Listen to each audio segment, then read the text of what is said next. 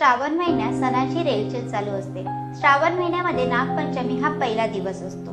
या दिवशी सापाची पूजा केल्याने साप चावल्यापासून संरक्षण आणि समृद्धी मिळते असं बोलले जाते। नागपंचमी या दिवशी महादेव, पार्वती आणि नाग या देवतांची पूजा करण्यात येते। हिंदू सणांपैकी नागपंचमी हा सण उल्लेखनीय मानला जातो।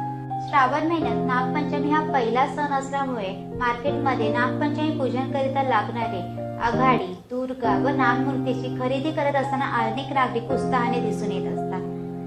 भगवान महादेवाला प्रिय असणाऱ्या नागदेवताचे पूजन हे नागपंचमीच्या दिवशी करण्यात येत असतात। पंचमीच्या दिवशी नागरिक नाग मंदिरात जाऊन नागाला अभिषेक करून सकाळी पहाटे आरती बोलून नागाचे भक्तिभावाने पूजन करीत असतात। काही जण घरातच नागाची मूर्ती आणून पूजन करून नैवेद्य म्हणून उकडलेल्या करंज्या अर्पण करत असतात।